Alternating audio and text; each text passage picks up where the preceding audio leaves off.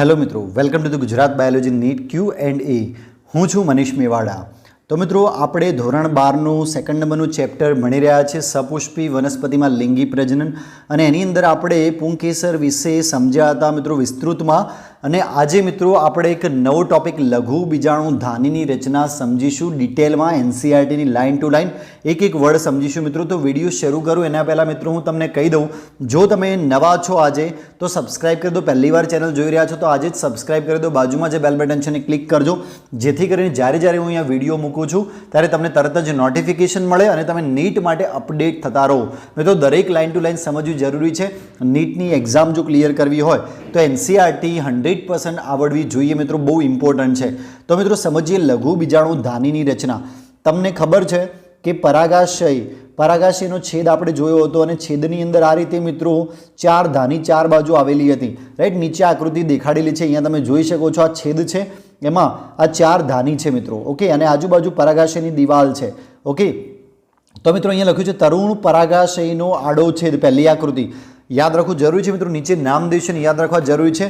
અને એક લઘુ બીજાણુ ધાનીના દિવાલના સ્તરો દેખાડેલા છે, રાઈટ. તો અહીંયા જો કેટલો ભાગ ઝૂમ કરેલો છે એ હું તમને બતાવી દઉં, રાઈટ, કે કેટલો ભાગ અહીંયા બતાડેલો છે ઝૂમ કરીને. આ દિવાલના સ્તરો અહીંયા જુઓ, તમે જોઈ શકો છો આટલો ભાગ, રાઈટ. ધાનીની દિવાલના સ્તરો અહીંયા ઝૂમ કરીને બતાવેલા છે કે ધાનીની અંદર કયા પ્રકારના કોષો હોય છે, એકચ્યુઅલી એમનું કાર્ય શું હોય છે, એ બધું જ આપણે સમજીએ, ઓકે.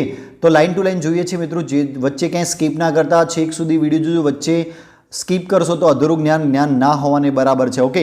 તો જો આડછેદમાં જોતા લાક્ષણિક પરાગાશય લઘુ બીજાણુ ધાનીની બાહ્ય સપાટી ગોળાકાર જોવા મળે છે, ક્લિયર. તો તમે આડછેદ જુઓ તો લઘુ બીજાણુ ધાનીની રચના કેવી જોવા મળશે મિત્રો? ગોળાકાર જોવા મળશે. તમને આકૃતિમાં પણ દેખાય છે. તે સામાન્ય રીતે ચાર દિવાલીય સ્તરોથી આવૃત હોય છે, રાઈટ. તો ચાર દિવાલીય સ્તરો હું તમને બતાવી દઉં મિત્રો, રાઈટ. તો જુઓ, આ પહેલું સ્તર, આ બીજું સ્તર, રાઈટ, આ ત્રીજું સ્તર અને આ ચોથું સ્તર, આમ ચાર સ્તરો હોય છે, ક્લિયર. ફરીથી કહી દઉં મિત્રો, આ પહેલું સ્તર, આ બીજું સ્તર, આ ત્રીજું સ્તર અને આ ચોથું સ્તર, ક્લિયર. આમ ચાર સ્તરોમાં આવૃત, તો ચાર પ્રકારના કોષો જોવા મળે છે, ચાર સ્તરોમાં આવૃત હશે, ક્લિયર.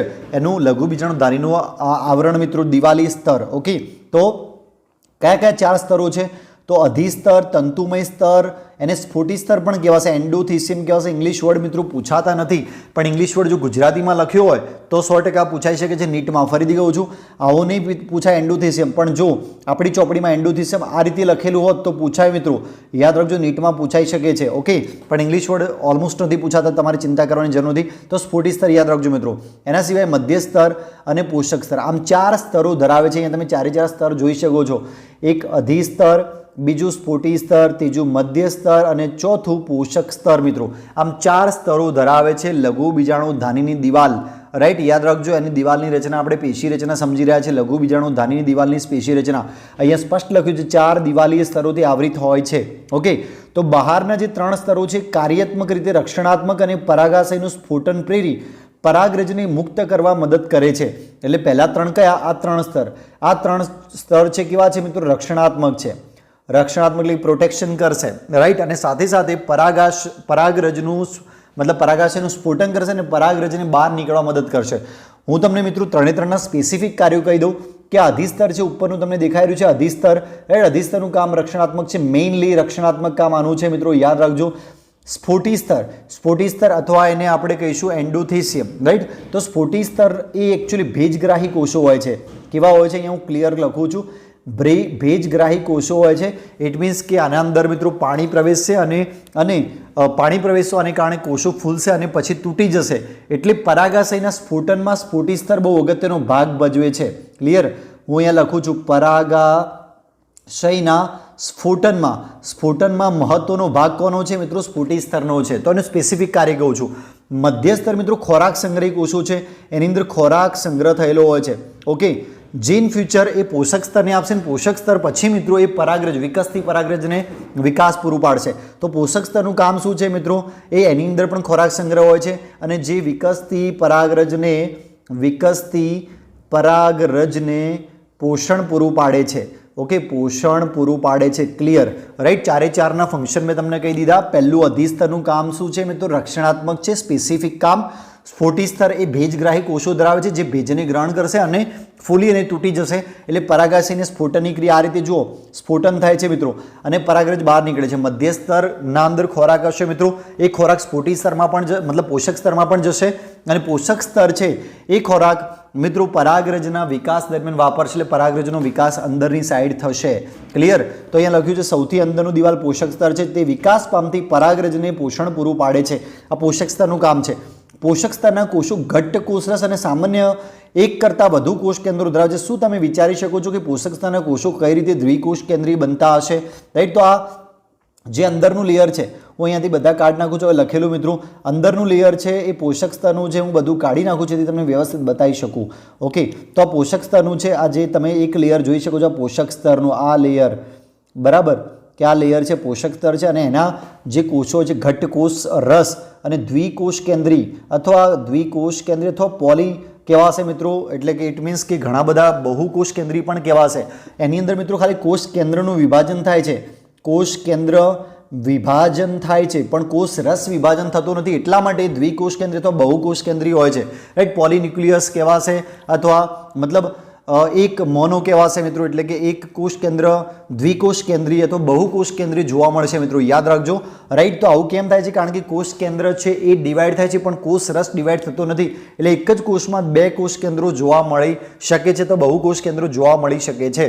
ક્લિયર? પોલીપ્લોઇડી કહી શકીએ આપણે કે ઘણી બધી અંદર પોલીપ્લોઇડ એટલે કે ઘણા બધા 2n 3n 5n.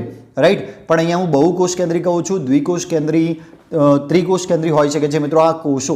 ક્લિયર? તો આપણે સિમ્પલ ભાષામાં એને પોલીપ્લોઇડી કહીશું અથવા આપણે ચોપડીમાં હાલ લખ્યું છે એ પ્રમાણે મિત્રો ચોપડીમાં યાદ રાખશું દ્વિકોષ કેન્દ્ર કેવી રીતે બનતા હશે. તો મેં તમને સમજાવ્યું કે કોષ કેન્દ્ર વિભાજન થાય છે પણ કોષ રસ વિભાજન થતો નથી. આપણે ચોપડીનું બેઠું યાદ રાખીશું મિત્રો. ઓકે, તો એનો જવાબ છે મિત્રો કે કેમ દ્વિકોષ કેન્દ્રી બનતા હશે. ઓકે ઓકે હવે જોઈએ, જ્યારે પરાગાશય તરુણ હોય છે ત્યારે સઘન રીતે ગોઠવાયેલા સમજાત કોષોનો સમૂહ લઘુ બીજાણુ ધાનીની મધ્યમાં સ્થાન લે છે. ઓકે, જ્યારે પરાગાશય મતલબ તરુણ હશે ત્યારે વચ્ચોવચ આ જે તમને દેખાય છે હું રાઉન્ડ કરું છું, રાઈટ, એટલે કે આની વચ્ચોવચ હું અહીંયા બધું પૂરી કાઢું છું. આ જે છે એ શું કહેવાશે મિત્રો? લઘુ બીજાણુજનક પેશીના કોષો. અહીંયા લખું કે લઘુ બીજાણુજનક પેશીના કોષો, અહીંયા જો લખેલું છે એટલે આપણે બધું કાઢી દઈએ જેથી તમને ક્લિયરલી સમજ પડે મિત્રો. ઓકે, તો અહીંયા જો બીજાણુજનક પેશીના કોષો અહીંયા વચ્ચોવચ સ્થાન પામેલા હોય છે. રાઈટ, વચ્ચોવચ એટલે કે આ રીતે કોષો, સપોઝ કે હું અહીંયા સાઈડમાં દોરું, આ રીતે કોષો હોય છે, લઘુ બીજાણુજનક પેશીના કોષો છે. ઓકે, આ રીતે વચ્ચોવચ હોય છે જે તમે અહીંયા પણ જોઈ શકો છો, હું રાઉન્ડ કરું છું, લઘુ બીજાણુજનક પેશીના કોષો. ક્લિયર છે? તો આ લઘુ બીજાણુજનક પેશીના કોષો આવેલા હોય છે, સ્પોરોજીનસ ટિશ્યુ કહેવામાં આવશે, બીજાણુજનક પેશી પણ કહેવામાં આવશે. ક્લિયર? આને શું કહીશું? બીજાણુજનક પેશી કહીશું. ઓકે, તો જ્યારે તરુણ પરાગાશય હશે ત્યારે આવી રીતે વચ્ચોવચ કોષો આવેલા હશે. અને હવે આ કોષોનું શું થશે મિત્રો? તો આપણે એક નવો ટોપિક ભણી લઈએ, લઘુ બીજાણુ જનન. રાઈટ, આજે જ આપણે ભણી લઈએ લઘુ બીજાણુ જનન. રાઈટ, તો લઘુ બીજાણુ જનન એટલે શું? તો આ લઘુ બીજાણુજનક પેશીના કોષો હોય છે. અહીંયા આપણે હવે જોઈએ કે પરાગાશય જ્યારે પરિપક્વ બને છે ત્યારે બીજાણુજનક પેશીના કોષો અર્ધીકરણ પામી લઘુ બીજાણુ ચતુષ્ક પરાગ ચતુષ્ક સર્જે છે. રાઈટ, તો મિત્રો હવે શું થશે કે આ લઘુ બીજાણુ જનનની વ્યાખ્યા પહેલાં સમજી લઈએ. તો લઘુ બીજાણુ જનન એટલે લઘુ બીજાણુ માતૃકોષમાંથી લઘુ બીજાણુ બનવાની ઘટના, લઘુ બીજાણુ બનવાની ઘટના. ઓકે, એને આપણે શું કહીશું? લઘુ બીજાણુ જનન કહીશું. ઓકે, તો એ કેવી રીતે બને છે હું તમને સમજાવી દઉં કે આ જે કોષો હોય છે, આ જે કોષો તમે જોઈ શકો છો બીજાણુજનક પેશીના કોષો, એ દરેક કોષો યાદ રાખજો, દરેક કોષો એ માતૃકોષ તરીકે વર્તશે, માતૃકોષ તરીકે વર્તી શકે છે. કેવા માતૃકોષ? તો લઘુ બીજાણુ માતૃકોષ તરીકે, લઘુ બીજાણુ માતૃકોષ તરીકે વર્તી શકે છે. આ બધા જ કોષો મિત્રો 2n હશે, યાદ રાખવું જરૂરી છે. આ દરેક સ્તર અધિસ્તરના કોષો પણ 2n, સ્ફોટી સ્તરના પણ 2n 2n 2n 2n. Right, તો જો અહીંયા લઘુ બીજાણુ માતૃકોષ બની ચૂક્યા છે, મતલબ આ બધા જ કોષો જે પેશીના કોષો બીજાણુજનક પેશીના કોષો અંદર હતા પહેલાં તરુણ અવસ્થાએ, જે મેચ્યોર થશે ત્યારે એ વિભેદીકરણ પામીને શું બનશે? લઘુ બીજાણુ માતૃકોષ કહેવાશે. રાઈટ, તો દરેક સેલ આ પેશીના લઘુ બીજાણુજનક પેશીના દરેક સેલ એઝ એ લઘુ બીજાણુ માતૃકોષ તરીકે વર્તે છે, જે 2n હોય છે. અને આ લઘુ બીજાણુ માતૃકોષ મિત્રો યાદ રાખજો અર્ધીકરણ પામશે, અર્ધીકરણ પામે છે અને અર્ધીકરણ પામે એટલે મિત્રો પરાગ ચતુષ્ક બનશે આ રીતે, રાઈટ. 4 કોષો નિર્માણ થશે. તમને ખબર છે અર્ધીકરણ એકમાંથી અર્ધીકરણ પામે 4 કોષો બનશે, રાઈટ. આ એક કોષિક પરાગરજ છે, પણ પહેલા શરૂઆતમાં આ રીતે જોડાયેલા હોય મિત્રો. કેલોઝનું દિવાલનું એક આવરણ હોય મિત્રો, યાદ રાખજો. કેલોઝ પોલિસેકેરાઇડ છે, વચ્ચે કેલોઝ જાડું સ્તર મેં દોર્યું છે, રાઈટ. એક કેલોઝ હશે મિત્રો, યાદ રાખજો, કેલોઝ, જેના દ્વારા 4 પરાગરજો જોડાયેલી છે. અને ઇન ફ્યુચર જ્યારે પરાગાશય મેચ્યોર થાય છે, સ્ફોટન થવાની હોય એ દરમિયાન બધી જ પરાગરજ આ રીતે મુક્ત થઈ જશે. ક્લિયર. આ કેલોઝ તૂટી જશે કેલેજ ઉત્સેચકની હાજરીમાં, રાઈટ. કેલેજ ઉત્સેચક એ એકચ્યુઅલી પોષક સ્તરમાંથી બને છે, સ્ત્રાવ થાય છે. ફરીથી કહું છું, કેલેજ ઉત્સેચક પોષક સ્તરમાંથી સ્ત્રાવ થાય છે, રાઈટ. અને એના દ્વારા આ કેલોઝ તૂટી જશે, કેલોઝનું આવરણ હશે મિત્રો, એ કેલોઝ તૂટી જશે અને મિત્રો આ રીતે બધી જ પરાગરજ મુક્ત થશે. આ પરાગરજને આપણે કહીશું લઘુ બીજાણુ. શું કહીશું મિત્રો? યાદ રાખજો, લઘુ બીજાણુ. તો બીજાણુ બધા એન હશે, કારણ કે અર્ધીકરણથી બન્યા છે.